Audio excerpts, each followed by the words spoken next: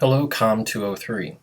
This video is going to serve as an introduction to interpersonal communication, and it's going to cover a few different concepts from Chapter 2 and Chapter 1. So first I want to start off by talking about why we should study interpersonal communication. Let me give you two really simple reasons on why we study interpersonal communication. We study interpersonal communication because of its impact on our personal and social. Okay, that becomes one. And also because of for our professional success. So those become two really important reasons why interpersonal communication, being effective at interpersonal communication, is important. So I should probably take a moment and quickly define what interpersonal communication is. This definition is straight out of your textbook. So interpersonal communication is simply verbal and nonverbal interactions between two and sometimes more interdependent people. Right. Now that you have that kind of simplistic definition, I want to take a few minutes and kind of break down this definition a little more carefully. When we're talking about two interdependent people, we're talking about people that we are connected to somehow. What one person does impacts another person. So this might be a father-son relationship, an employer-employee relationship, a sister-sister relationship, or teacher-student relationship. There's all sorts of other kinds of relationships, but these are very common types of relationships that I used as an example.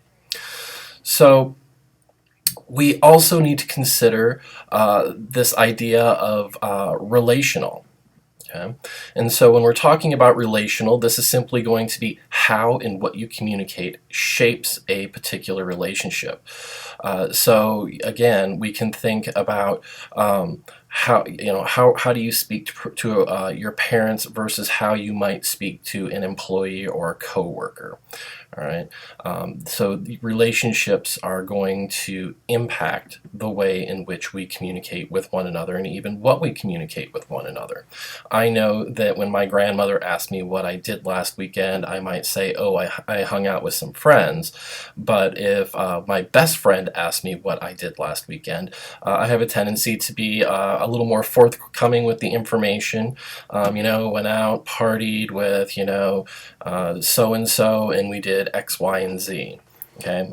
Honestly, my grandmother doesn't need to know all those things. She just needs to know that I was out being social. We need to think about interpersonal communication as occurring on a continuum. So we can put the continuum from interpersonal to impersonal. If we're talking about being at the farthest end of interpersonal, this might be what we communicate with our intimate others. If we're talking about impersonal, this is how we communicate with, say, a cab driver, okay, or perhaps the person that you see at the McDonald's drive-thru. Okay.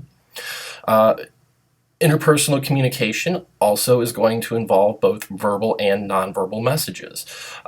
So it's not only what you say, but it's how you say it, the tone of your voice, how loud you're talking about it. Are you frowning? Do you look angry?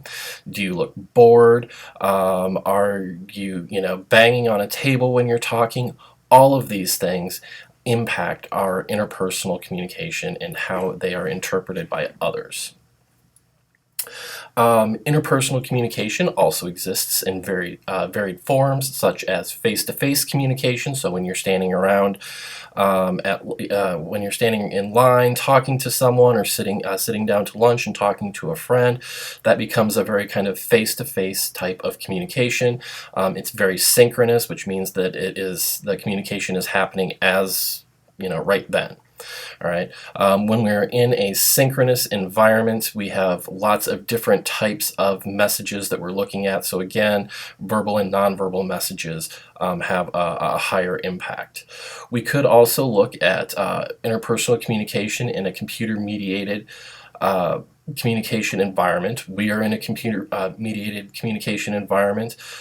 We could talk about the interpersonal communication that happens on the discussion boards, which is completely in text, and it's very asynchronous, right? So perhaps you post a message, and then an hour later, a day later, a minute later, whatever, somebody else posts a response. That's very different than it happening face to face.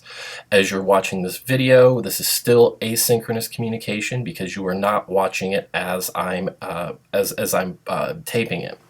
If we were engaged in a FaceTime chat or Skype chat, that would be synchronous because it's happening at that moment.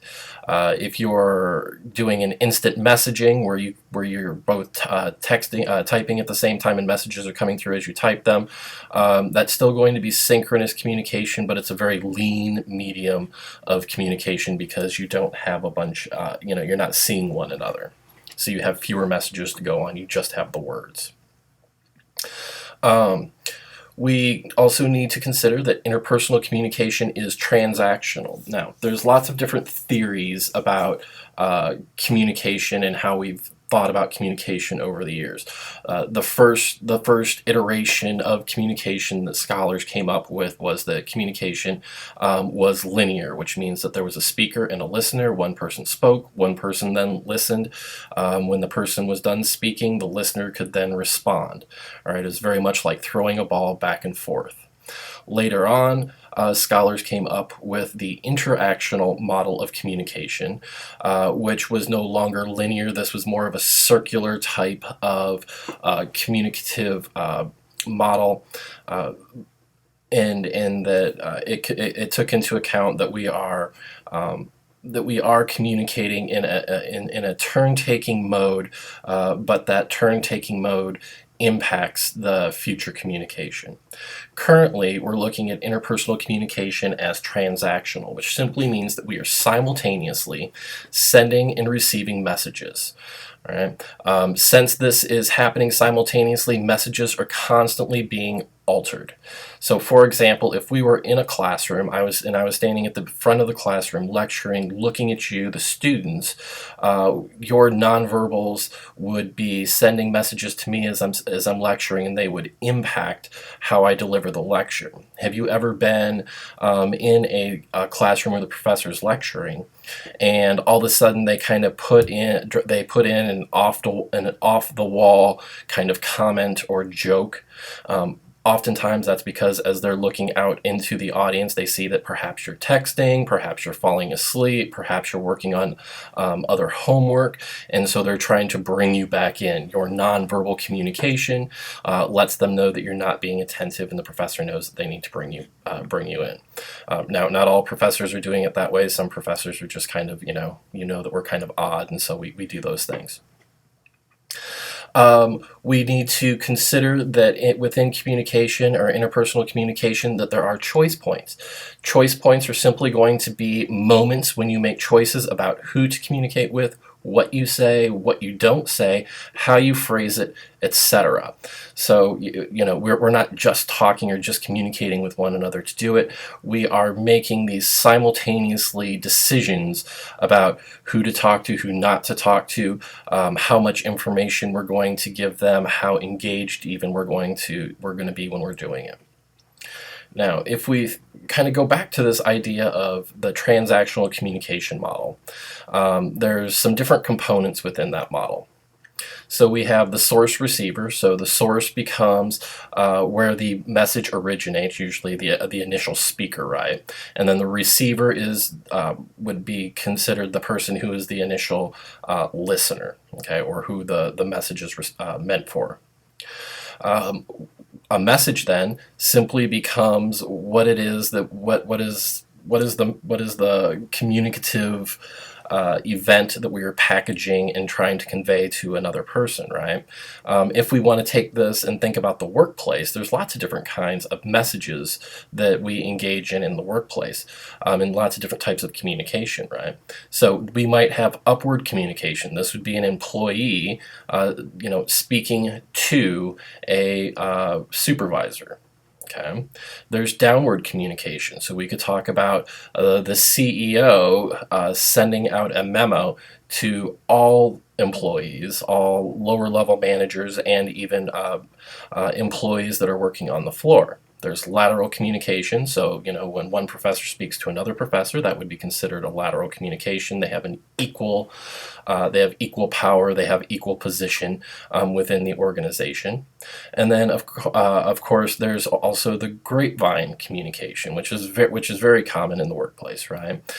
Grapevine communication is usually very interpersonal. It takes in the pre-existing relationships with people.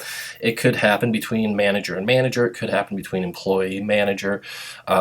This becomes a much more informal type of communicative event, and sometimes it's punctuated by messages that perhaps have not been clearly articulated by the company. It could be it can take a lot of different shapes. Grapevine communication really has no structure to it. There lots of miscommunication can come about. Rumors, gossip, all of those kind of things happen because of grapevine communication. We can talk about meta messages. Meta messages are simply messages about messages. Do you understand what I'm saying? Saying, do you understand what I'm saying, is a meta message. It's a message about a message. Feedback. We gather feedback from the people with whom we communicate. So think about a really kind of simplistic way to think about this is think about making a post on Facebook, and then think about the comments that follow after you make your post or your status update. All right, all of that is feedback. You have communicated something, and then people respond to that. Oh, I'm so happy for you. Nobody cares. Nobody likes you. Oh, I've done that too. Things like that. Feed forward is very closely related to feedback, but feed forward is information about a message before you send the message. For example, you might need to sit down for this. Okay, you might need to sit down for this indicates that something pretty dramatic is about to happen, or you're about to learn about something pretty dramatic. So that becomes a type of feed forward message. Another component of the interpersonal communication model is channel. The channel is the medium through which a message is passed. For example, we could be talking face-to-face. We could be talking over the telephone. We could be talking via email. We could be receiving messages via the television or radio. For example, if the president is giving the State of the Union address, that becomes a particular channel. The types of channels that we use to communicate with one another does impact our messages. For example, if you're going to break up with someone, simply not speaking to them and changing your Facebook status from in a relationship to it's single or it's complicated, becomes a really kind of not nice way to inform the other person that your relationship is over or that it's troubled, right? And so the channel really matters. Within any communicative environment, there's going to be noise. So we're going to have physical, psychological, physiological, and semantic types of noise. When we're talking about physical noise, we're talking about if you're sitting in a classroom and there's construction going on outside, the screeching of car tires, sirens, anything that creates a barrier to your listening. If we're talking about physiological noise, this might be somebody who has a speaking impairment or speaking impediment or hearing impairment. That is a communicative barrier within one or both of us. Okay. There is psychological noise. Psychological noise is, you're sitting in class, it's right before lunch, you're starving, you're thinking about what it is that you want to eat. When you're thinking about what it is that you want to eat, you're not listening to lecture. If you just broke up with a boyfriend or girlfriend, you're probably thinking about that and not concentrating and not hearing what the other person is talking to you about. Okay, so that becomes another type of noise. When we talk about semantic noise, we're simply talking about meaning. This is where two people do not have do not share the same meaning for words. So this could be a language barrier if your first language is English and you're speaking to somebody else who does speak English but their first language is Chinese, so they may not understand all the meaning to all of your words. All right, so that becomes another type of another kind of noise. Now, I don't want you to think that, you know, if my first language is English and your first language is English, that doesn't mean that we're always going to have the same. We're not always going to share the same meanings for things. For example, if I was talking about a mean dog or something like that, perhaps when you were little, you were bitten by a dog, and so you think all dogs are mean. You know, anywhere from a German Shepherd or Pit Bull to the Taco Bell dog. And when I was talking about mean dogs, perhaps I was talking about Pit Bulls only. Okay, and not poodles or something like that. So meaning is, meaning is very ambiguous, and we need to be very careful that we understand what each other's meaning is. Also within the interpersonal communication model, we have context. The context, simply put, is the environment or where the communication takes place. So, you know, is it in a classroom? Is it in your dorm room? Is it in your parents' living room? Is it in a crowded restaurant? Is it in your car? All of those kind of things matter. Now, when we're talking about context, we need to be thinking about the physical dimension. So again, where it occurs. We need to think about the social and the social psychological dimension. So what is the relationship between the two people? Is it you and your mom or your dad? Is it you and your best friend? Is it you and your boss, etc.? There's also a temporal or time dimension. This is simply, you know, at what point in time is the relationship, is the message being sent? So did I just get done telling you that I have some type of incurable disease, and then you tell some horrible kind of joke about a particular disease or something like that? That would be considered very insensitive. Okay. And that would be different than if you didn't know that I had some incurable kind of disease.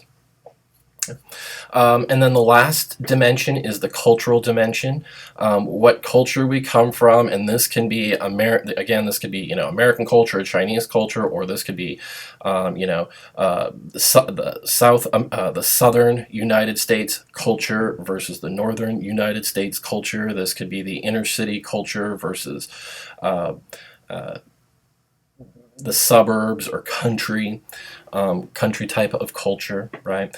So it doesn't have to be the cultural dimension does not have to include nation states.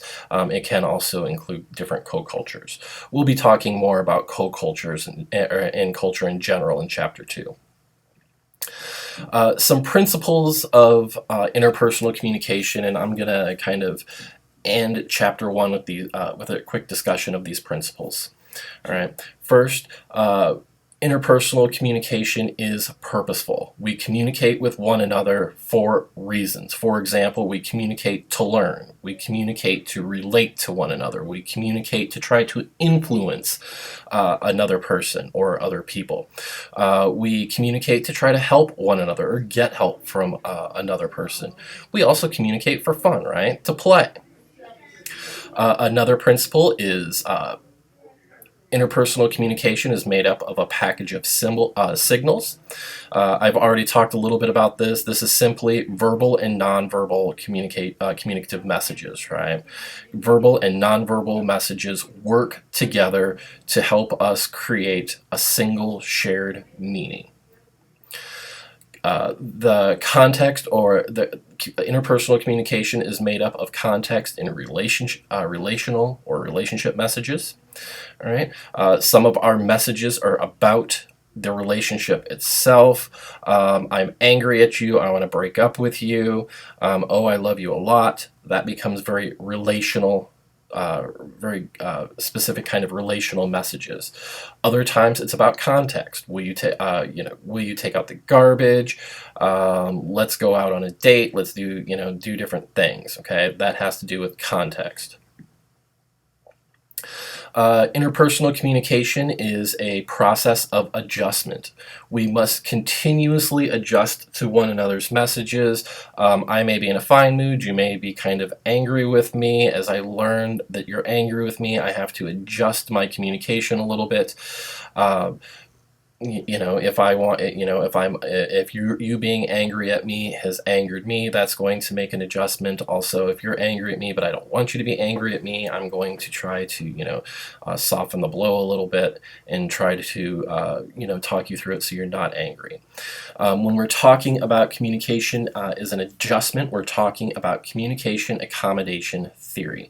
This is how do we communicate with another person or other people in a way that will maximize that will maximize our it'll maximize our time and our communication together. And we do this so that we are using similar words, we're using similar nonverbals, we're trying to be accepted, right? And we're trying to have our messages accepted. Interpersonal communication involves power. Okay, this is another principle. And you can look through the different types of power that your textbook states. You've very possibly heard about some of these. There's legitimate, coercive, there's interpersonal power, there's all sorts of different kinds of power. And in any relationship, there's going to be some power differential, and that power differential impacts how we communicate with one another. I've stated before that communication is ambiguous, which simply means is that there's a great chance of misinterpretation. How many times have you been speaking with someone and at some point you end up saying, but that's not what I meant? Okay, so communication is very, very ambiguous. A big part of that has to do with the fact that the meaning of words lies within each individual communicator. The other thing is that we don't always know what the other person is thinking, and sometimes we misinterpret what they're thinking. Interpersonal communication is punctuated. This simply means that interpersonal communication is continuous. Just because we were together yesterday for 5 hours and then I went home and then we got together the next day for a couple of hours, that doesn't mean that those are two independent communicative acts. One builds upon the other. Okay, and so since interpersonal communication is continuous, we divide up communicative acts into causes and effects. For example, we talked yesterday and we were very, very close. We were happy with one another. We had a good feeling when we left. This morning when we talked, we got into a huge fight. We called each other names. I stormed out of the room. Later on in the day, we then talk and we work out our differences. We're no longer in a fight, okay? But now our interpersonal messages and our interpersonal relationship is made up of the original the original sense of closeness and happiness we have, plus the fight. All right, and so perhaps we don't feel as close as we once were. All right, it might take us time to get back to that point, but all this is that this shows you that interpersonal communication and communication in general doesn't happen in a vacuum. It is continuous, and one thing always leads to another. Okay? Finally, interpersonal communication is inevitable, it's irreversible, and it's unrepeatable. Now, some of the stuff I'm about to tell you goes against everything that Dr. Phil has ever said, which is perfectly fine. Okay, Dr. Phil kind of annoys me. So first, when we talk about interpersonal communication being inevitable, means if you and I are standing there, standing next to one another, the fact that you don't say anything doesn't mean that you aren't communicating with me. Your nonverbals, so your gestures, your facial expressions, even your silence communicates something to me. Okay. Interpersonal communication being irreversible means we can't take it back. We can get into a huge fight, I can say terrible things to you, and in the end I can say, I'm sorry, I take it back, and you can say, I forgive you, and that's okay. But you're always going to remember those mean, horrible, hateful things that I said to you, and that's always going to impact our relationship. And then finally, interpersonal communication being unrepeatable simply means that, for example, we can't meet for a second time for the first time, right? There's always only just one first meeting. All right, so that gives a little bit of context to interpersonal communication being unrepeatable. Also, it doesn't have to be about only being able to meet for the first time once. It could also be, hey, perhaps I did something really romantic or really sweet 1 year for our anniversary, and then the second year I try to do it again. Well, it still might be kind of sweet and romantic, but it's not as spontaneous, and the meaning is slightly different the second time around. Okay. So this really kind of takes us through Chapter 1. There's other things that are in Chapter 1 that you need to make sure that you're looking at. But this kind of gives you an overview and lets you see the nuts and bolts of interpersonal communication. I'm not going to do anything with communication and culture, which is Chapter 2. You can read that on your own, and some of the activities and videos in the resource folder will help you understand that. If you have any questions, feel free to email me or post to the general questions portion of the discussion board, and I will get back to you as soon as I can. Do make sure that you are looking forward and seeing what assignments are coming up. Most of the assignments you can do the week that they're assigned. When it comes to the longer speeches, you're going to want to give them a little more forethought and probably at least start them the week before, doing the research and all of that kind of thing. But otherwise, have a great day, and I will be talking to you next week.